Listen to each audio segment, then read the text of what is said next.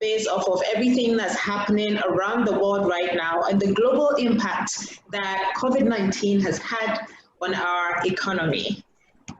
I will be your host for today. My name is Gloria Bachman-Jansen. I am co-founder of Planet Ghana, which is an event production firm based here in Accra, Ghana. I am also founder and tutor at Planners Hub, and I will be moderating the conversation. Now, there are two tabs that you have available to you. There's a Q&A and there's a chat box. Our recommendation is that if you have any questions for our panelists, please place those questions inside of the Q&A so that we can find it. The challenge with placing your questions in the chat box is that it is very easy when we are hosting over 100 people for your questions to get lost in the chat.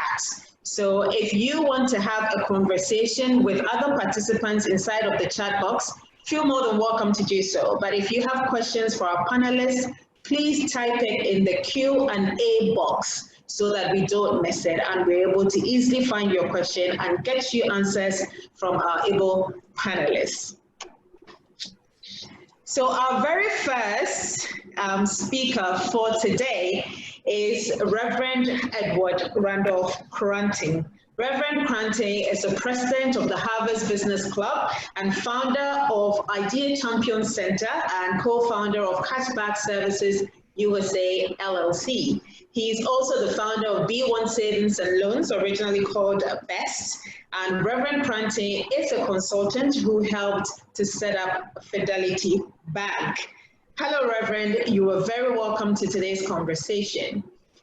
What I will do is I will introduce all of our panelists right now to you so you know who to expect in today's webinar. And then I will hand over to our panelists to share the information that they have with us. And they will also be sharing some information inside of different slides for you as well. So our second panelist for today will be Reverend Bafo Abankwa. Reverend Bafo Abankwa is the regional head for West Africa, Ghana International Bank PLC UK. He's a business development and trade finance guru and is also a fellow chartered accountant and a project management expert. Our third panelist today is Mrs. Benedicta Kwao. Mrs. Kwao is a fund management guru, and research fellow and entrepreneurial development expert and a lecturer at UPSA. Our next panelist today is Reverend Emmanuel Kicha. Reverend Emmanuel Kicha is an experienced international executive with a passion for impact-driven business and organizations. He is currently the West Africa Regional Director for Stanford University's Graduate School of Business Institute for Innovation in Developing Economies, SEED. In his present role, he manages the execution of programs, develops strategic partnerships, and ensures the highest level of programmatic excellence. In addition, Emmanuel identifies, recruits, and evaluates SME business leaders in West and Southern Africa for participation in SEED's transformation program.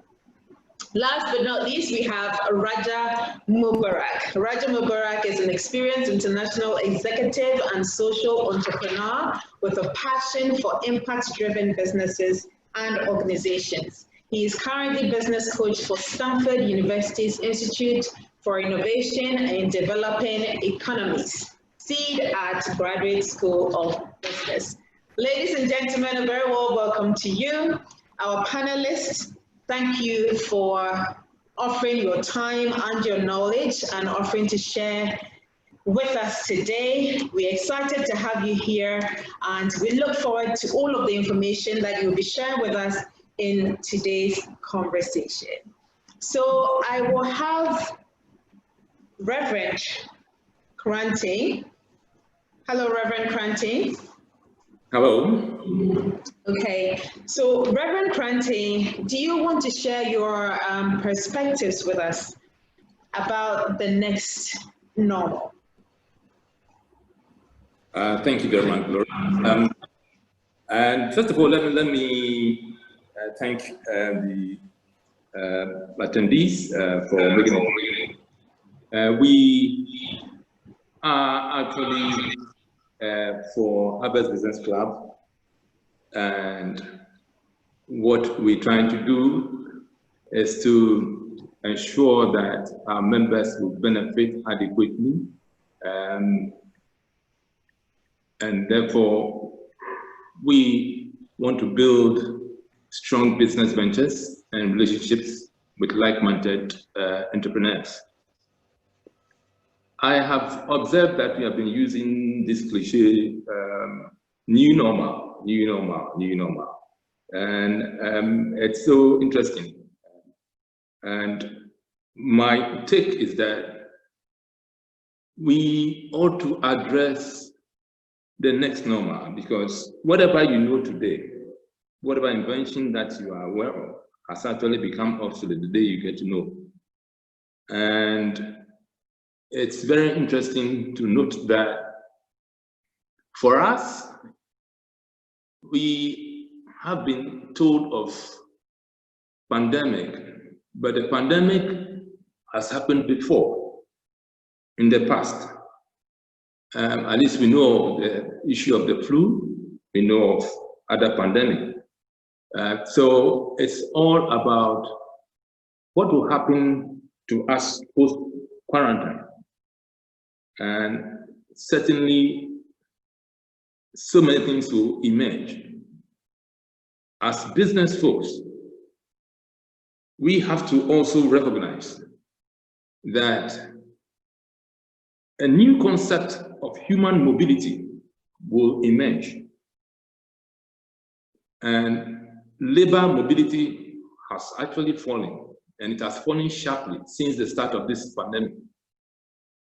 And as governments have clamped down on travel and immigration restrictions that will likely persist, of course, as business folks, we have come together today. If you are listening to me, you realize that so many things have changed around you, and they will continue to change. And I need to indicate again that even as the pandemic reduces the flow of people, it will enable different concept of labor mobility.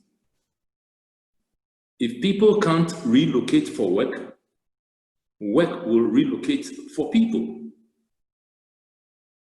And for jobs that can be performed remotely, companies will move to global remote workforces. So this afternoon, my take is that we should start to imagine the unthinkable. Because during this short period, companies that have found themselves in the situation where they've had to ask, a lot of us have had to ask our employees to work remotely from home. That should also inform all of us that we should begin to imagine the unthinkable, that it will get to a point in time, the post-quarantine period, once we look around ourselves and we think that we can find and leverage on the workforce from other areas, cross-border dealings will begin to emerge. So it means that one would have to begin to rethink whether you want to relocate for work or work will relocate for people.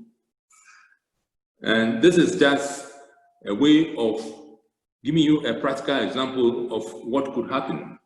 And we are all in business, but we are all not entrepreneurs. So if you are in business and you are not an entrepreneur, it's very suicidal in the next normal. Because if you are in business as an investor, you'll be thinking of the profit for today and the revenue for today, or perhaps up to next year. But if you are in business as an entrepreneur, who definitely will have to think as an idea champion. Then, of course, you should realize that you need to invest so much to become resilient for the future. We all know that as an entrepreneur, you are an influential individual who can take an invention to market. The reason why we dubbed this particular forum, Idea Champions Community Forum, is that we could have just said Business Community Forum. But Idea Champions are certainly different from inventors. As an entrepreneur, you would have to, take an invention to market. And you do so often by financing the development, 1, 2, the production, and then 3, the diffusion of a product into the marketplace. So whatever you find yourself doing now, you should begin to see yourself in a position where you can invest for the future and be very patient. Some of the businesses we are seeing now appears to be giving some temporary revenue. And because of economies of scale, you may seem to be doing well now locally, but post the quarantine period or post the pandemic, you see that now more intelligent companies will begin to emerge to provide same services that you are serving customers locally. So we should address our minds seriously as a business entity to be looking out of the box to ensure that whatever we are doing is sustainable. And of course, it is also significant to indicate that it doesn't matter what you are doing now. In the basket of an entrepreneur, you have a bit of failures and you also have a bit of successes. But you should be able to prevail over whatever storm comes your way. I have seen a number of businesses who try as much as possible to just plan for this just for a year or two. And I can see an example of the MTN when they started with the mobile money. Today you are seeing the good side of mobile money, but if they come out and inform you that for the first 3 years they were running at a loss, you wouldn't want to dare to run at a loss for the first 3 years. So I just want to encourage all of us, look beyond today. The next normal is really next normal in the sense that it will be like the rhino effect, which sometimes may seem as if it's a sudden occurrence, but really the signs and warnings will always be there. Recently, we had earthquake experience in Ghana and across the world. Certain parts of the world experience it. These are all signs that you can be disrupted easily. But if you do not appreciate the rhino effect, you might think that what you are doing so well today is enough to sustain you. But you should begin to rethink and imagine the unthinkable. Should the brick and mortar that is serving your company now should all be broken down by an earthquake, would you be in the position to still serve your clients? And the moment you begin to imagine the next normal, it will inform you of where you are and the vulnerabilities associated with what you are doing.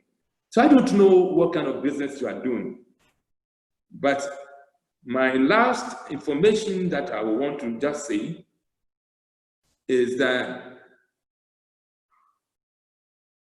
businesses and companies do not innovate. The buildings do not innovate. The brick and mortar do not innovate. The equipment do not innovate. It takes people to innovate. So it should begin with you as a business leader, as an entrepreneur, to begin to change your mindset and begin to think of better ways of doing things. And by so doing, but what I'm saying, I'm not referring to incremental innovation. I'm referring to radical innovation. Very radical one. You see that all the churches, majority, are confused and bemused because they are doing what we call incremental innovation. So if you're in the church business, it's the same thing. You're trying to force your way through old legacy systems into the social media, which doesn't work. If you are manufacturing a product and you think that your modus operandi is to ask your clients to come to your distribution centers to collect the items, you'll be out of market. Actually, you're out of market as we speak now. So this is not an academic exercise. We are here not to teach you. The webinar is all about inspiring you, to provoke you, to appreciate the human capital that you have within your business, and you yourself must change as an individual. If you don't change your mindset, your company will be operating, they will not be innovating. Now, nobody talks about innovation without appreciating and accepting that there can be failures. If you are not ready to fail, don't talk about innovation.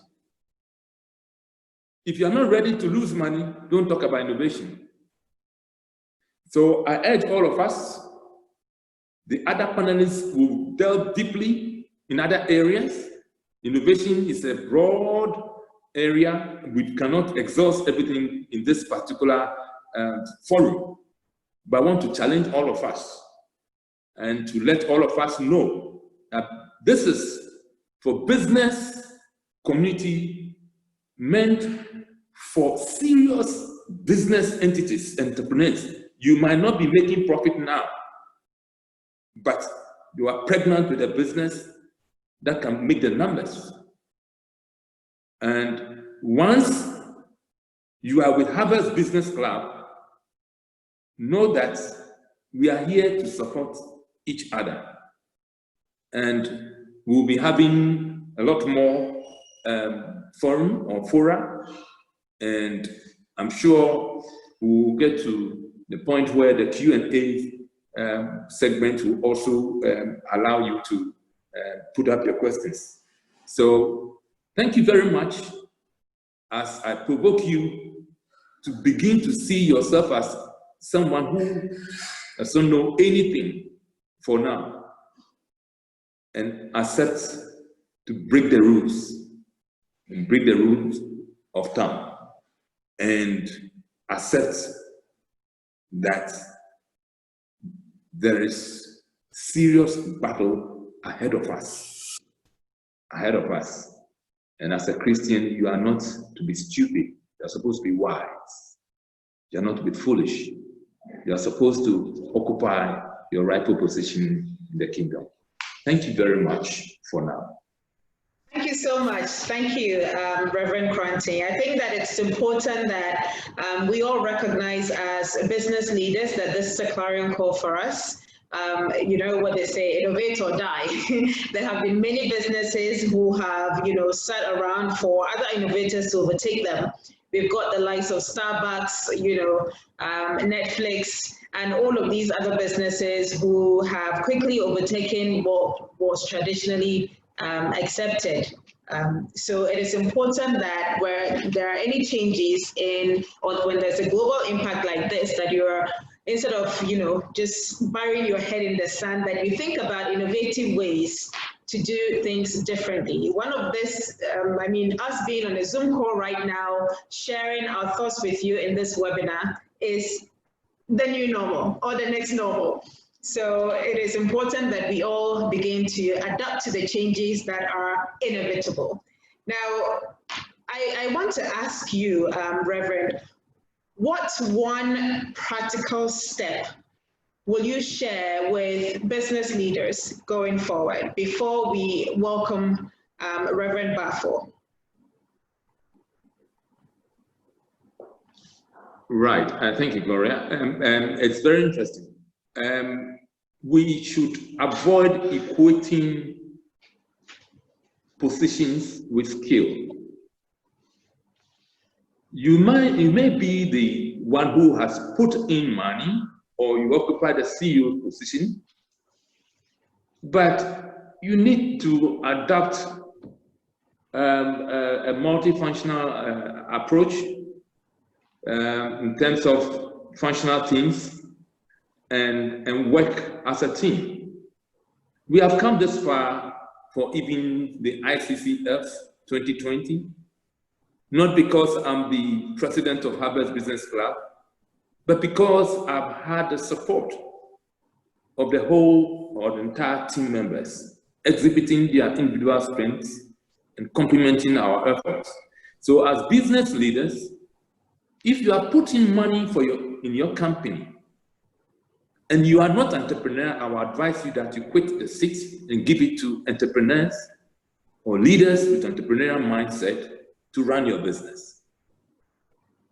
Don't think that because you have invested in the company, you should necessarily run the company. You might not have what it takes to run the company, because ideas have value. Ideas have value. Many people think that maybe if you think of ideas, they are worthless and only action and execution matter. But this is a false belief. Ideas have real and tangible value. So as a business leader, what you should know is that ideas inspire action and direct the efforts of work. And not only do ideas have value, but you'll see that their value has yet to be fully realized to humanity's benefit.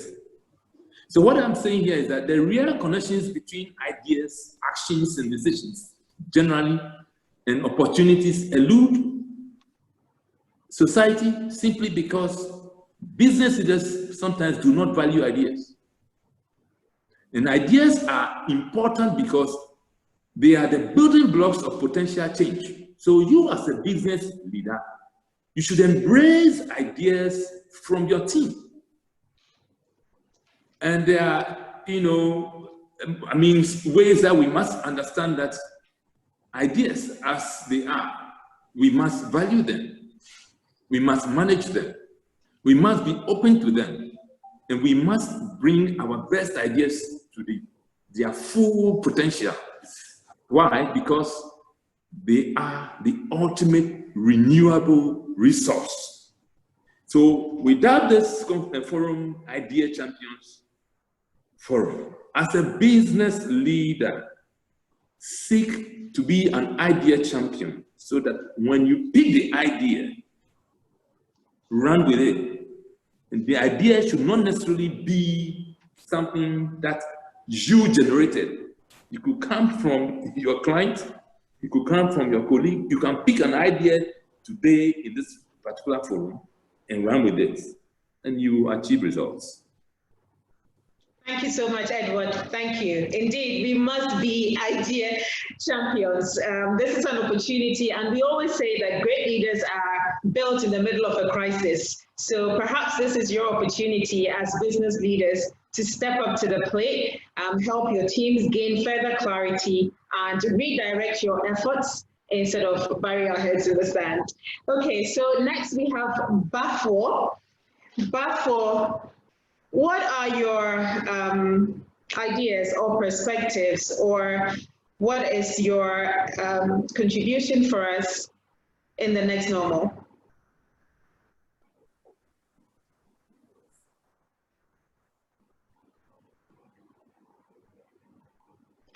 Bafo, we can't hear you. Your mic is on mute. Sorry, I think it was all muted from the center. Thank you very much. And thank you for your Gloria. I'd like to share a story, and it's a true story of a business person living in Ghana. Over the years, I've had opportunity to meet various business people, and for some of them, on a monthly basis, we have a conversation around the business to see how they are doing. Now, this is someone I worked with in a multinational financial institution. And back then, and I'm talking about 15 to 20 years ago, as starters in the financial sector, we used to talk about our own dreams of what we would like to do. And this was somebody who was really passionate about food. And on Fridays, he would cook up a meal and invite fellow colleagues to come for, a Friday dinner. Some years after we had started in that sector, and when he had risen to the level of a director, he called one day and said, look, I think it's time for me to go pursue my dream. And so over the years, what had started as just cooking for the boys on Friday had actually developed or evolved into cooking for the boys when they were doing parties. And then it went beyond that. He got a referral to a corporate and actually just grilled pork for a corporate function. And years down the line, when he was at a director level in a multinational financial institution, top one, he said that it's time to go chase my dream. So he quit his directorship in the financial institution and he started a catering business. And what was the different thing? And this the first thing I'd like to share, that innovation is not a one-off thing. Innovation does not become the cliche word because there's a pandemic. I think that innovation should be part of the fiber of every serious business and should be more a culture than something that happens once in a while. Because what this gentleman did was that when he started his business and he was catering, he decided to challenge executives of various institutions in this country and ask them, do you think about food when you're thinking about that corporate function? Probably not. You leave it to somebody down the chain to make a decision, and you don't know who's cooking the food, you don't know where it's getting cooked, but you just trust that it will be okay. And he actually began walk into boardrooms with PowerPoint presentations on why they should be thinking about who cooks the food, how it's cooked, how healthy it is, because they're inviting top clients, top people. And over the years, and it's been 7 years since he started this, he's catering for many blue chip companies in Ghana. One thing he did was that when he started, he did all the right legal things. And then he did something that I didn't quite understand. He kept a database of every single corporate client that he got. And then beyond that, at corporate catering functions that he catered for, people will say, oh, I'm having a party now. I know you do corporates. Can you come and do this for me? And he never rejected any of those. So to some extent, he started doing some retail catering, if I can use those words. And he kept the contact numbers, the contact people for all those occasions. So here's somebody who is doing very well, catering for corporate Ghana, catering at big corporate events, and then the pandemic strikes. Guess what? There are no social functions, and he's developed a brand name for corporate events. I was quite worried about him. We had our monthly chat, and we shared a few ideas. The following, just the past 2 weeks, I had a chat with him, and I asked him, how is it going? And he said, well, year on year, I've beaten the figure that I did for sales in 2019. And 2019 was a big year for this business. So the question is, what did he do differently? I'm sure we are talking about innovation here. What did he do differently that's helped him to beat the figure, even though there are no events? You and I know there are no events. And one of the things that he did differently, which I didn't understand then, but which is serving him well now, was that he kept a database of everybody he catered for. So when he couldn't get those corporate events, guess what he did? He just called up all the people. Some of them he sent WhatsApp messages to, and he said, well, I'm not catering for corporate functions because there are no corporate functions, but you know me, you know the product I deliver, I serve good food. You've been to my kitchen, you know that I serve it healthily. I'm checking temperature for my workers. I'm making sure that they are okay before they enter my kitchen. And so if you want to eat healthy and you want your employees to eat healthy, you can recommend them to me. I will provide a daily menu in the morning they can choose. I will prepare the food and bring it to them at their place of work. You want to minimize contact. So either they are working from home or they are working in the office, I can get the food to them. They don't need to come out. And just because he had a database, he was able to reach these people. In his own words, he told me, Bafo, cash is not king as they say. Data is king, because the data led him to the money. Now, the other interesting thing is this, that he did. With all these records that he also had a record of what each person ordered and the feedback that they gave him about what it was that they liked the most about the food he cooked. So for some, it was a pork that was grilled. For some, it was some spice. And he kept all that for birthdays that he had catered, for weddings. And he had a record of birthdays, anniversaries for all these people. So even when business was not coming in this last quarter, he could call people and say, well, it's your birthday in the next 2 weeks. I know you can't have a party, but how about I do this for you and your family and you can celebrate it? And if we are talking about innovation, we tend to think that it's some big thing hanging somewhere that you need some experts to bring to you. But from this short story that I have told, I believe that it's very clear that if we understand what it is we are selling and what we are able to deliver, if we understand where it is that we want to get to, it helps us to think around what we can do to get to where we want to get to. And that simply, for me, breaking it down is what innovation is. And that is how, in the midst of everybody saying there's no cash, there's no purchasing going on, you can actually beat your previous records just by knowing where you're going to and making sure that you have the data to take you there. Come to think of it, there are big food joints that have had thousands of people drive through to pick food. But do they know where those people are? Do they have the records? Are they able to reach them now when those people are not daring to step out? When we are thinking about innovation, this is just one of the means that we are talking about. Talking to this gentleman in the past week, he said, look, beyond selling what I'm doing, I'm actually doing a video shoot now. I'm doing a video shoot of my workers entering the kitchen, of the thermometer guns being held up to their forehead, so that I can convince people pictorially that I am taking care of their health needs. I'm not just selling food now, I'm addressing their health concerns.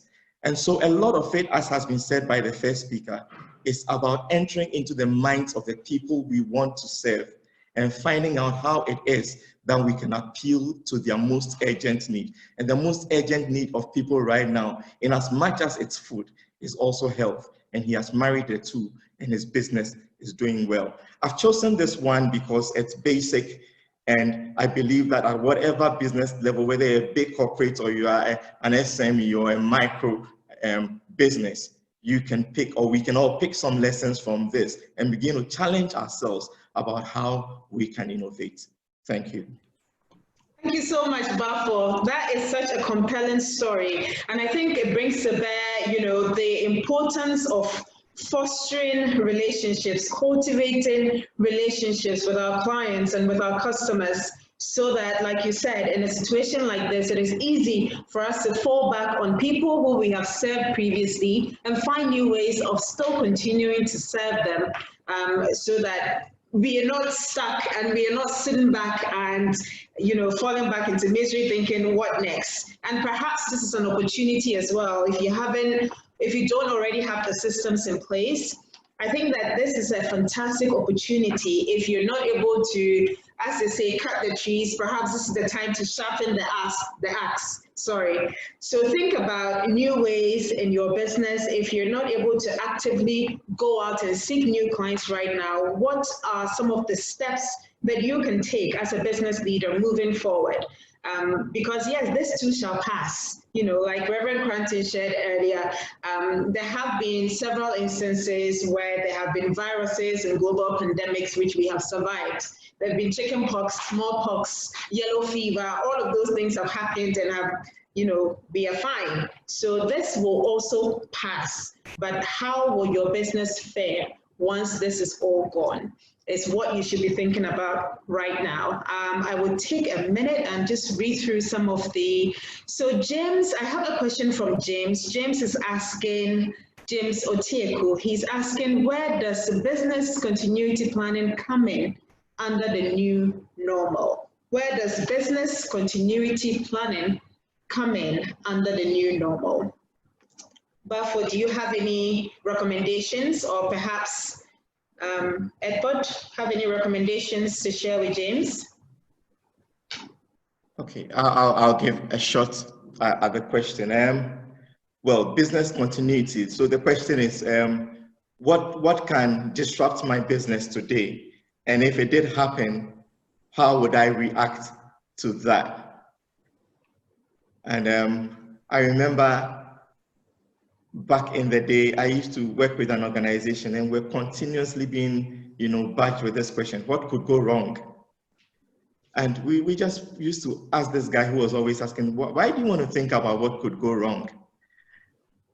Until 9/11 happened, and an organization I was working with was in a building that was impacted by 9/11, and then we realized that things could really go wrong. So business continuity has everything to do with it. I think your question is really apt.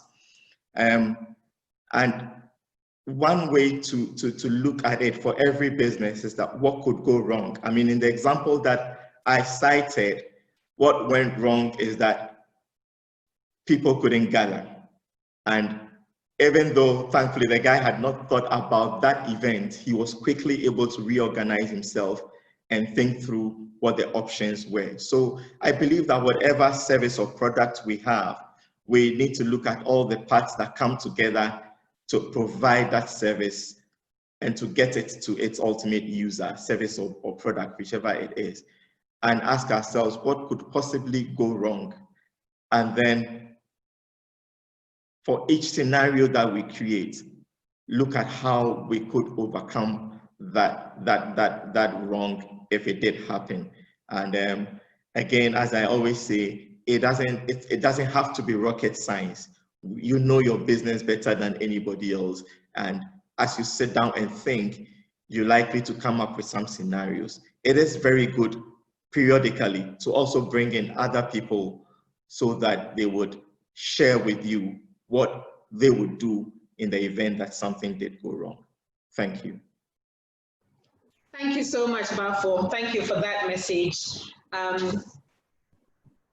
We have here Benedicta as well. If Benedicta is ready for us, we would love to hear your contributions and suggestions for the next normal. Benedicta? Yeah, thank you very much. Good afternoon, listeners. Continue to continue from where for left, as innovation must be a culture. Coming with innovation now. We have to innovate now or collapse. I look at two ways when we consider innovation: improvement and modernism. Improvement, we look at advance, development, upgrade, change for the better, enhancement. No matter how we see innovation, it is always for the positive sense.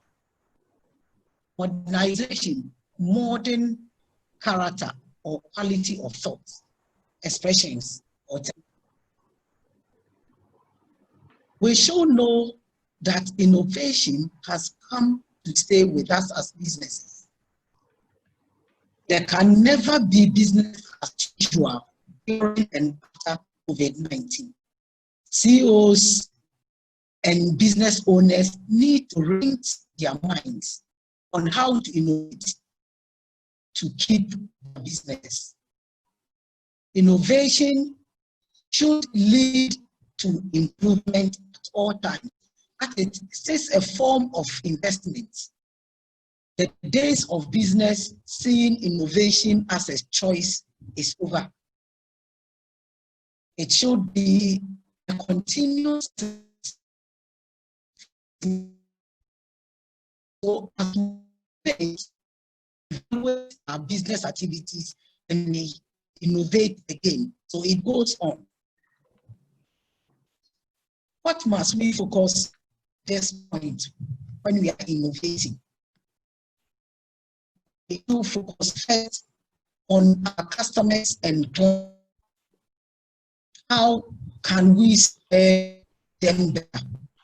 Benedicta, can you try to position, I'm sorry to interrupt, Benedicta, but can you try to position yourself to see if the internet in the reception where you are can be a bit better? It's okay. The audio is bad, and I suspect it's the internet connection. So perhaps if you can check on that.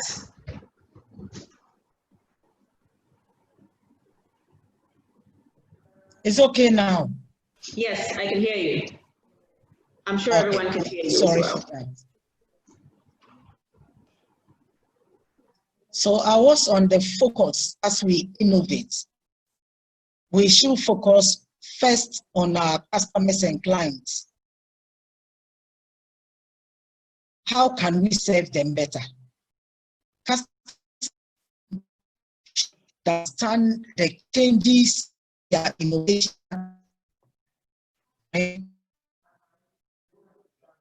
What form of payment, for example, will be convenient to our customers and to our clients? It's not business as usual. The one way of payment, these days have to change. One way of paying our products and services these days have to change. For example, if your business was the type that people have to move to your firm or premise before they get the products or services, now it has to change.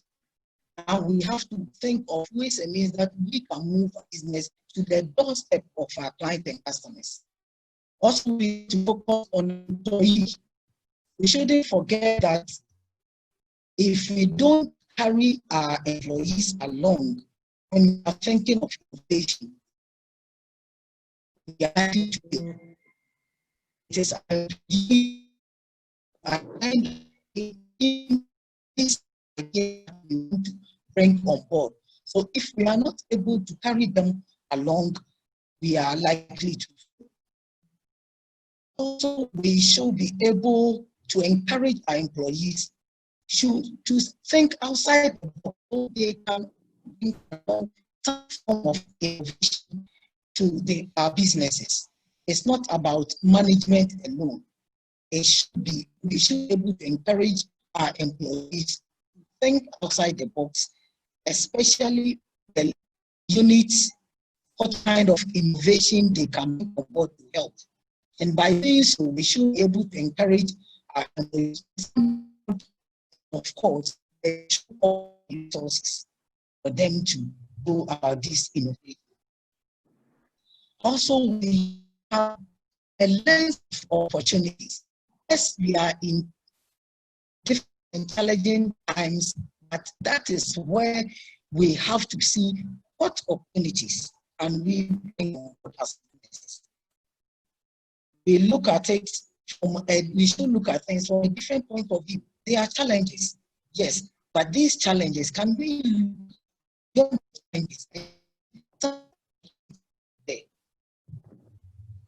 you should realize that these challenges brought about by COVID-19 cut across all the sectors. The agricultural sector is affected, manufacturing sector is affected, services sector. All these sectors are affected.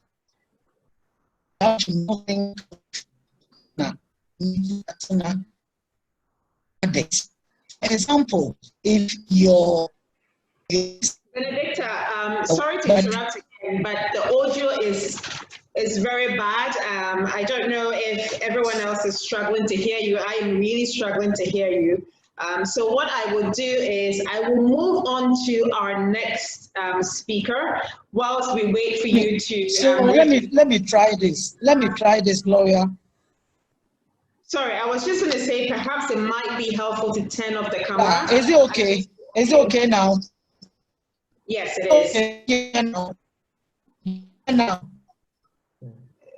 It is better, but we are still losing you. Okay, is it okay now?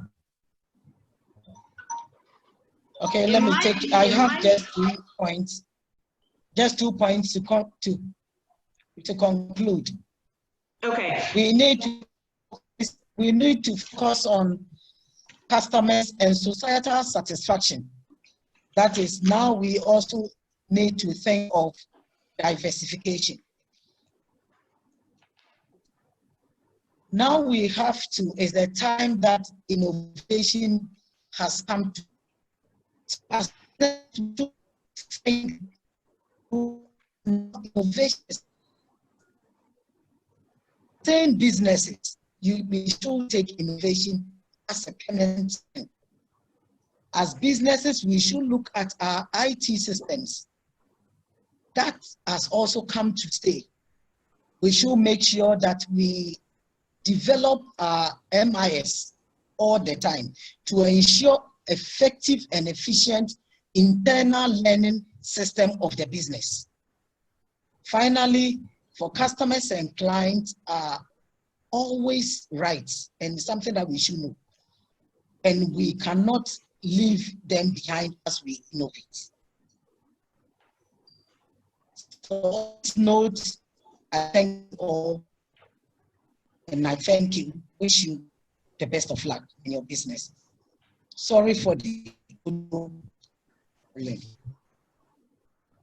Thank you so much. Back to you. Thank you. Thank you. I think that the key things that stood out for me are, thinking about creative ways in which we can serve our clients and our customers better.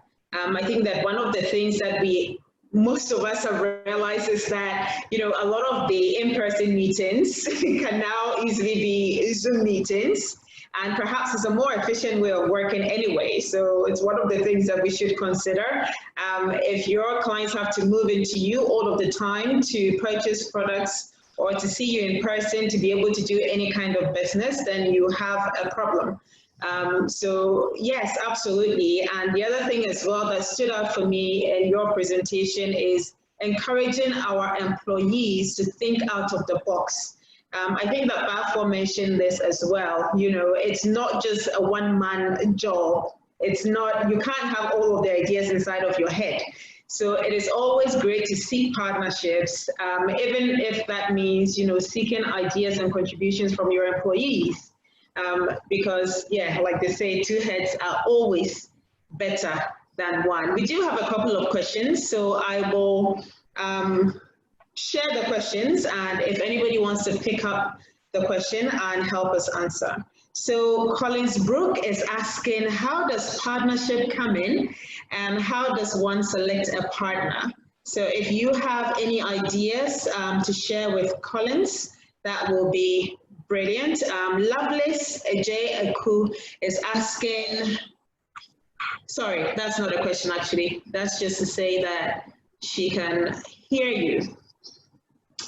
Okay, so how does partnership come about, and what are some of the suggestions or recommendations for choosing a partner, especially in these uncertain times?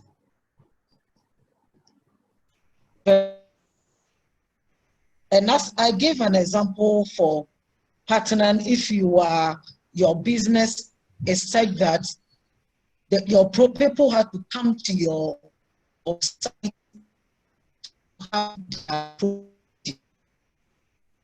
around, you want to the doors. Reverend Kisha, can you hear me okay? I can now hear you. Okay, fantastic.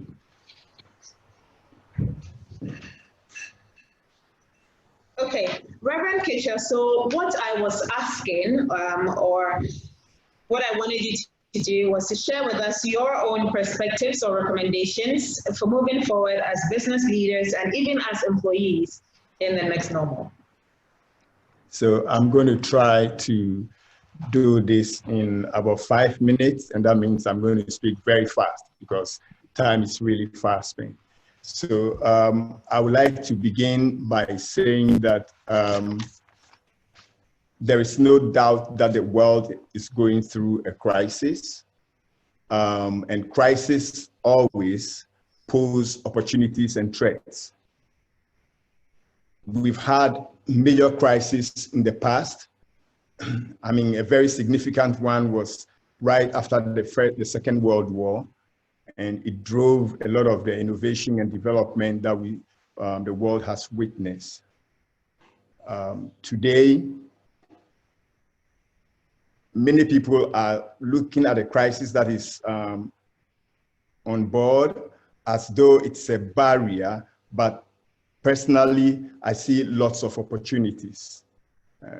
And if business leaders can take advantage of the opportunities that this crisis pose, I believe we are going to come out of this crisis stronger and better.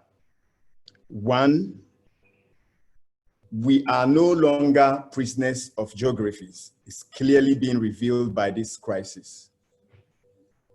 Education is beginning to happen more virtually, and this is going to become very, very accelerated as we go forward. Business leaders and investors will have to take advantage of it. E-commerce and digital marketing is also going to become very accelerated. Telemedicine and personal care is also going to become very accelerated.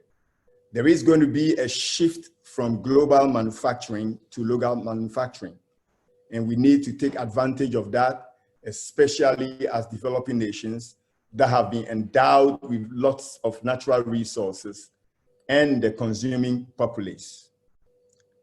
Next, business leaders are going to have to review their business models. We can't carry on with the same old business models and expect to survive and thrive in the new normal.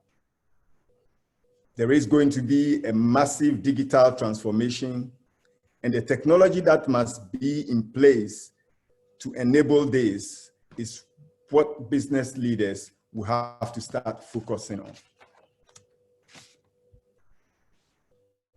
There is an accelerated investment into robotics, and this is going to influence the manufacturing space in the new normal, where we're going to see a very strong hybrid between robots and human beings in the manufacturing space. Today, there is great optimism in Africa, and this optimism is growing. HR is going to have to undergo a huge transformation. There is going to be the need for new cutting-edge HR practices that will take advantage of all the opportunities that a new normal is going to pose, especially because employees are no longer going to be prisoners of geographies. In order for innovation to be driven and successful, there is the need for business leaders, entrepreneurs, to have a very deep understanding of customer needs And this should drive the products and the services that they innovate in order to satisfy and delight the customers going forward in the new normal. I would like to say this. I've said it before in some places, but I would like to say it today. Sometimes we say some things and they are like cliches. So we talk about disruption. I would like to say to all entrepreneurs, especially those who are on this forum, that focus on disrupting the problems and human needs and not on disrupting your fellow businessman and his business, or your fellow businesswoman and her business. Focus on disrupting the need and not your competitors. There is more than enough for everyone, and the need is growing at an exponential rate, faster than entrepreneurs are being able to craft and develop products and services to meet these needs. I would also want to say this, that more often than not, entrepreneurs and most human beings focus on undertaking what we call post-mortem, but very few focus on doing what we call pre-mortem, which Bafo alluded to. That is to say, what if this should go wrong? If we focus on doing serious pre-mortem on a very comprehensive level, not out of fear, not out of faithlessness, but out of being wise and looking forward 1 year, 5 years, 10 years, 20 years, 50 years, 100 years into the future, we will be able to put in place the right measures, the right innovative products and services that we can be able to take advantage of when crises suddenly spring up in our face. I would also want to encourage every business leader and entrepreneur that if you are going to succeed in the new normal, then there is a tool which we popularly refer to in Stanford as design thinking. You would need this tool to be able to innovate successfully and become very successful and efficient in the new era into which we are launching ourselves. Finally, I just want to say to every entrepreneur on this platform, have hope, have faith, don't give up, don't give room and space to fear. Be tough and be bold, because tough times don't last, but tough people do. Winners don't quit, and quitters don't win. Thank you very much. Thank you. Thank you so much, Emmanuel. Powerful presentation there. Don't give room for fear. Don't slow down. Adjust and redirect your efforts. And if you're not sure the way forward, this is the perfect time for you to rethink what your reactions will be, what your solutions will be, and what your next steps will be. Next, we have Raja Mubarak. Raja will be sharing his perspectives as well and his recommendations for business leaders in the new normal. Raja. Thank you very much for inviting me. It's truly an honor to be here. And special thanks to Reverend Emmanuel Kitcher, who has extended the invitation. He's a man, as you can see, that is very inspiring, and I respect him tremendously. Thanks to the rest of the panelists and to you as well, Gloria. So what I would like to do is to share my screen, if that is possible. I have a presentation. So let's see, do I just do share screen? Oh, you've disabled the attendee screen sharing, so I cannot share it. Anything you can do here? Roger, please try again. Okay, let me try again. Okay, desktop, I think, yes, share. All right, Yeah. Let's see. Okay, so here it is. So this presentation, as I was listening to the fellow panelists, is encapsulating a lot of what has been said. So when we're talking about innovation, as it was mentioned before, it takes on many meanings. I'm not going to be running through each one of them, but it's basically a new way of thinking about a challenge, a situation, or a business model. It could be new technology, work methods, et cetera, et cetera. Now, we talked about technology, and technology is one of the first things that comes to mind when we think about innovation. I would refer you to that book by Steve Brown, which talks about 6 strategic technologies that will reshape the 2020s. And they're artificial intelligence, blockchain, sensors, autonomous machines, augmented reality, 5G, and satellite constellation networks. This is important to keep this in mind as a business leader. Now, what I would like to do is take specific examples of some seed companies and others that have been able to think in a very innovative way about some of the challenges. Let me talk about supply chain innovation. As you well know, the supply chains have been disrupted from China. So there has been a need to reduce importation. One of the companies that I'm coaching is in Sierra Leone. What they do is they have a tissue paper factory. So they decided to start a waste paper recycling mill in order to convert the scrap paper into jumbo rolls. Another example is a Nigerian company that makes dry fruit. And they have started supplying FMCGs for their cereals. These FMCGs were importing from abroad. It can be an expansion of product or a service when you're thinking about a innovation in the new normal. A logistics company in Ghana, which was mainly deriving its revenue from renting warehouses, has realized that there is opportunities in cold chain. So they're pursuing that opportunity. Could be a boarding school in Abuja, they're going online. Just imagine how difficult it is for a school that has as its value proposition to be a boarding school to now start a pivot and offer an online learning. It's also an events company in Ghana that decided to organize big events through building a digital platform for digital conferences. What else do we have? A company in Benin, which is a marketing and events company, and they had as a client Guinness. So they were doing all of the communication and the big events for them. And then the leader started thinking, oh, there's an opportunity to use tricycles. I will be bringing ice boxes in which I'll be having Guinness bottles, and I will expand the distribution by selling to market ladies. So as you can see, there's a number of different ways to think about innovation. It could be new distribution methods. We all talked about going online, but it could also be new customer segments. There's a company in Senegal, it's an IT company. One of their customer segments that they had not thought of before was the NGOs. So they've targeted them by offering voice messages in local languages for food distribution. Okay, so let's see. Let me go to the next, trying to share my screen. How do I go to the next one? Voila.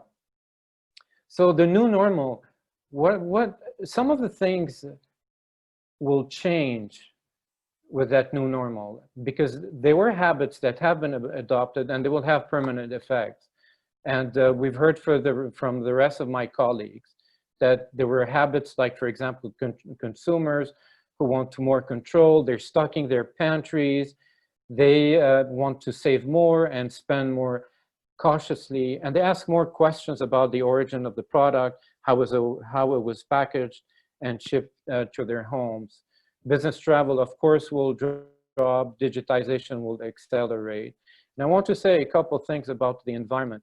Environment has always been taken as a big challenge, and the effect of this pandemic is that we had clearer skies, and we've all had an increased level of awareness about the necessity to do something about the environment, and this is presenting opportunities for businesses as well. Some of the old things are going to go back to the old normal, and as you said, Gloria, this shall pass as well. This is I'm addressing here a church a community. How many of you would rather be behind a Zoom screen participating in a service compared to being in the actual premises of the church. I believe that very few of you would like to do that. Same for restaurants, etc. So the world of virtual is not necessarily the new normal, but I would look at it as new opportunity. I heard this morning someone say, get comfortable with the uncomfortable, and it's something that continues to resonate. You know, Bill Gates warned of one pandemic by generation, and we got it, and it's completely disrupted the way that we live. As far as planning ahead, yes, plan for the long term, but also with an opportunistic approach. And here, it's good that it was mentioned before, but I just want to highlight one more time the importance of risk assessment, coming up with mitigation measures, and a business continuity plan. Within SEED, we have a section in our transformation plan that talks about having a plan to address risks. Most of the time, it's not taken very seriously, but by a lot of companies, because they assume that risks are kind of far off. And when they're available, sometimes it's more of a shallow document than a real thought through plan. So what we have seen now is those who have a business continuity plan will have a higher likelihood of weathering the storm than those who do not, because they would have to improvise. Moving on to the next slide, I wanted to say a couple of things here about developing economies, and we are in one. What has happened is the segment of the population that has suffered the most is the poor. A lot of the models that we're thinking about are addressing a type of consumer that's rather well off. But I would encourage very much the business leaders to think intently about ways to benefit the poor, about ways to increase their impact through their business. So, in other words, not just build a business for me and my family, but for the larger good of society. And I think that I'm almost coming to my last slide. Yes, that was my last slide.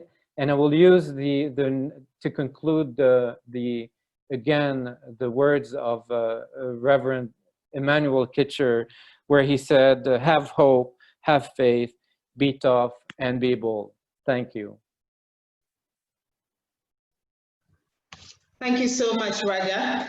I think that one of the things that stood out for me as well is that during a crisis, we are all thinking of ways to preserve money. And therefore, what can happen is that you might be tempted to disconnect, but this is actually the time that your consumers and your clients should be seeing and hearing from you, because it's very easy for them to forget about you. So you can't just, cut off all of your marketing expenses and all of that in the hopes that you are, increasing your runway, but also think of innovative and creative ways to constantly stay in front of your clients and your customers, so that they remember you and they remember to buy from you. Okay, so I have a couple of questions inside of the Q&A tab. How do you spot opportunities for innovation? Roland and Diego is asking, are there any suggestions for how to spot opportunities for innovation? And what are some of the ways to be able to come up and implement your ideas? Is this question addressed to me, or is it addressed to the general? Not to you specifically. So if anybody has an answer for Roland, if you can please share any recommendations that you have for how to spot opportunities for innovation and how to jump on new ideas. Okay, if I can take this, if you don't mind. There's one of the slides that I've that I've presented, where I was talking about the many meanings of innovation. So I'm going to go through some of the points. To spot opportunities, it's about looking at new work methods, for example. It's looking at new customer segments. You can have a different approach to your supply chain. You can look at your distribution channels. You can focus on looking at what existing revenue stream you have that can present more opportunity than others. So there's not a one-size-fits-all type of answer. I would say that it takes a more holistic approach to your whole business to be able to spot those opportunities. Okay. I just want to say this, time and time again, most entrepreneurs and business leaders have always assumed that innovative products and services should only come from they as the founders, owners of business, or from top management. So sometimes you find a business leader taking his management team alone to a resort somewhere, and they are like, we are going to have an off-site innovative session. No. The ideas for innovation, the innovative products and services are out there in the entire value chain. And I mean the entire value chain. All the employees in your organization, from top to bottom, all the players in your value chain, suppliers, consumers, whatever their role would be, they all are huge opportunities for you to be able to spot opportunities for innovation. Engage all of them in your process of crafting new products and services, and it would amaze you the ideas they will share with you. It will amaze you the needs they will lead you to put your thumb or your finger on, and for which you want to craft a product or a service to address as you innovate to meet the demand of that particular consumer. Thank you. Thank you so much. Barbara is asking, can you highlight or give any recommendations on how to respond to a disaster like this and how to spot, any recommendations on business continuity? I think we've already answered that question, Barbara. And Harriet is also asking if you can go over, okay, Harriet, what Bafo shared earlier, actually this webinar will be available for you to rewatch. So if you missed any sections of the webinar, it will be available for you to log back in and rewatch the webinar. Okay, do we have any closing thoughts or recommendations? Anybody has any closing thoughts they want to share? If not, I would like to say this, that I know the subject for this meeting is addressing the new normal through innovation. But I believe that the reality of the times in which we live in is that many business leaders find themselves in a crisis. And so there is the need for business leaders to brace themselves, to recover, to stabilize their businesses before bringing it to a place of normalcy, and then relaunching into growth using all the tools and the resources that are available to them. It is important that business leaders don't become overzealous and just hop all over the place looking for any and every kind of information. But it is very important for business leaders to take a step back and do a critical assessment or analysis of their businesses and ask themselves, besides what has just happened, what else is it that can come up as a topping on the ice tomorrow, next month, next year, which I need to right now, as I address this present pandemic's impact on my business, begin to look at, so you can be able to take the right steps today to address those, so that as you stabilize, as you recover, and as you stabilize and move into normalcy, your growth is not going to suddenly be stalled again by the unforeseen. Thank you. Thank you so much for that. Okay, I have a quick video that I want to share with you here.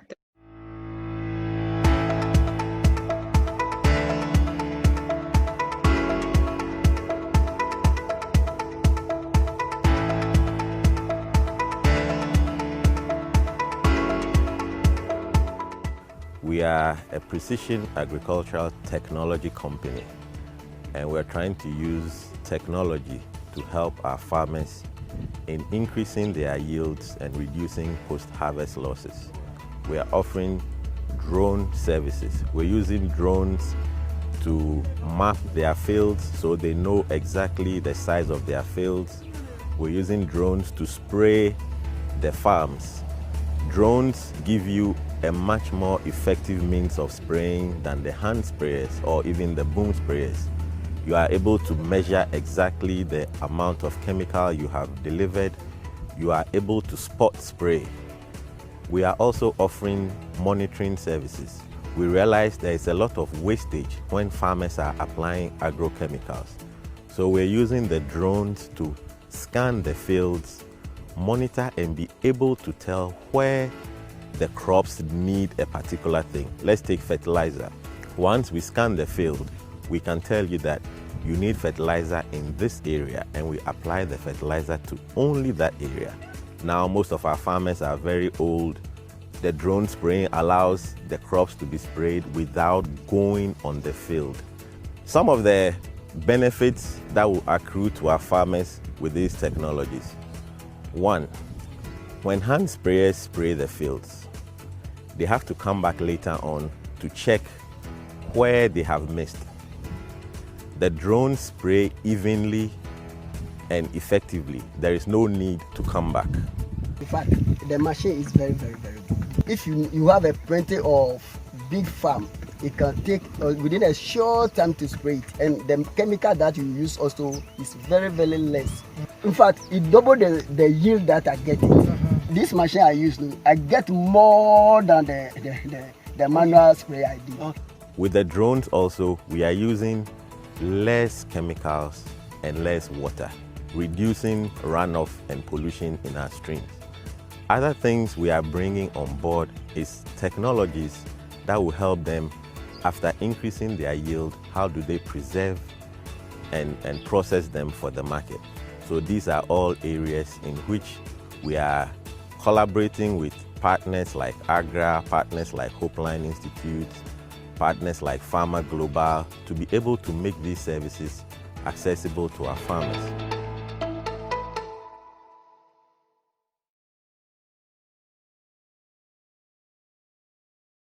Okay, so that was a video shared with you by one of our sponsors. We would also like to acknowledge our other sponsors for today's webinar: Idea Champions Center, Planet Ghana, and Precision Solutions, whose video you just saw. If we have any closing remarks, if our panelists have any closing remarks, we would like to hear them now before we close today's conversation.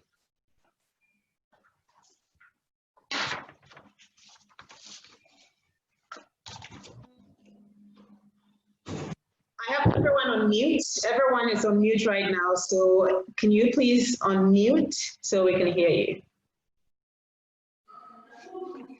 All right. Yes, I think it's been a very useful webinar, and I just want to add this because I saw a few of the questions in the Q&A chat where the question of the choice of partners or partnership was being asked, and I just need to draw the attention of all of us that we all would want to make profits and have some good revenue, but we all don't have the same kind of aspirations. So in looking for a partner, you should ensure that you have similar aspirations. And in this particular instance, I just want to emphasize that there's a difference between managing operations and managing innovation. And what we are talking about here has to do with innovation. If you go for a partner who wants to create today's revenue, and you are one who wants to innovate, then of course your goal is to create tomorrow's revenue. It would be dangerous to partner with such a person or an entity. So you should first of all have an introspection and find out that you want to be a company or an individual who wants to innovate, or you want to just be there and be counted as part of the numbers. But remember, there are serious dangers ahead of all of us. The disruptions, it's not about just praying, it's also about application of wisdom. So if you want to choose a partner that is also having the innovative mindset. So you'll be able to have the same line of thinking. Then again, there was a question regarding capital expenditure in this pandemic period. You should look around yourself and be sure. For instance, there is no need to be investing so much in the acquisition of vehicles meant for sales team at the time when you should take advantage of the online or digital platforms to really do more marketing. There's no need, and in this case, if there's any owner of a TV network or station, sorry, I have to say this, there's no need to spend so much money in advertising on TV, because for the period that we are here now, if there's any ad, all those who have paid that ad, they will lose my vote. So you should begin to look at where your capital expenditures will be applied or go into. And this particular instance, do not try to compete with people. Just make sure that you don't follow and just copy people. Have a clear-cut goal and vision for your company. So that's what I want to say. And the last one, Gloria, is interesting. Yes. This is a Christian platform as well. We are Christian businessmen. Our first, my mentor is actually Jesus Christ. You know, when he was on earth, he did so much that told me that we have to break the rules. And we have to break the rules in the sense that he told us that we should avoid sticking our minds to traditions. So you should, is that because of traditions, we are losing the efficacy of the word of God because of traditions. So that fixation of the mind and the blockade, that mental blockade that we have, we should not allow the traditions that we know of. We are in June. Today is 28 June. I had a chat with Reverend Teacher, and he gave me a lot of insight, you know, and because a lot of us have entered into June 28, we are alive now, but we are still living as of yesterday. And this is serious. Yeah, so your company may be surviving now, but if you are living as at yesterday, then you will not have a cause to survive tomorrow. And we do not enter into any future. We create, and this is known. So if we create, begin to imagine the unthinkable and position yourself. I think you want to do some acknowledgements too. Forgive me. So what I was saying there was a few things that we need to think about going forward is, number one, as a business leader, you should be thinking about what could possibly go wrong in your business and how to react to those changes. Number two, you need to focus on disrupting the needs of your consumers, your customers, and your clients, and not necessarily that of your competitors. Number three, in the midst of turmoil, always lies opportunities. And so you have to find those opportunities instead of focusing on the crisis. Number four, don't give room for fear.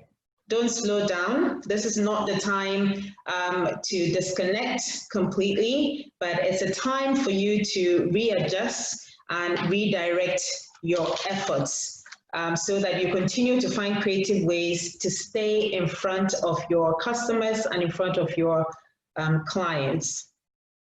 Number eight, the effects of COVID-19 has been that because there's so much on the airwaves and so much on our social platforms, always telling us about all of the things that are going wrong, it is easy for you to sit in fear, but you shouldn't. Instead, you should find new ways to forge ahead.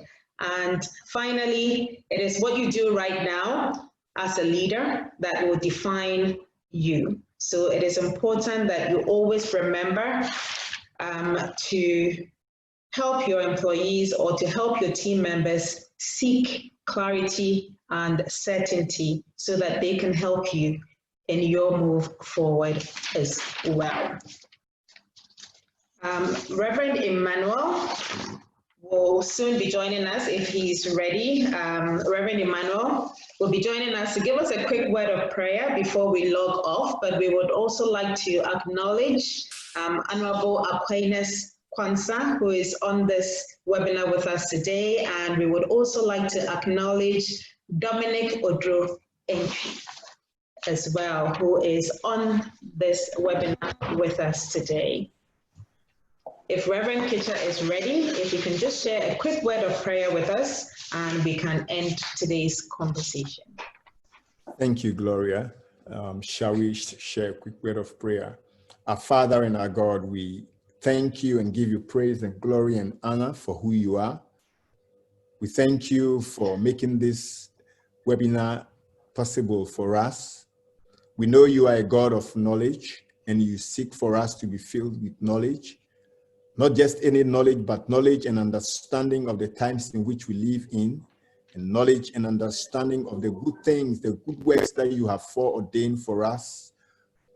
Father, we are asking for your grace and for your Holy Spirit's guidance for us as business leaders, so we would leave from here and go out there boldly in faith, trusting in you and depending on you, relying on your Holy Spirit to teach us and to guide us concerning the steps that we need to take to innovate, concerning the steps that we need to take to address the present challenges that are confronting our businesses, concerning the steps that we need to take to be able to craft that new product, that new service to position us for the future. In the name of Jesus Christ of Nazareth, amen. Amen. Amen. Thank you so much, Emmanuel. Ladies and gentlemen, it has been a pleasure. Thank you so much to all of our panelists, Bafo Abankwa, Emmanuel Kitcher, Raja Mubarak, Benedicta Kwao, Edward Randolph Cranting. Thank you all so much for sharing your time and your knowledge and advice with us. I hope that everyone has been able to take on something that they can apply to their own businesses in the next normal. Ladies and gentlemen, thank you so much for joining us this evening, and I wish you all the best with your business efforts. Bye-bye.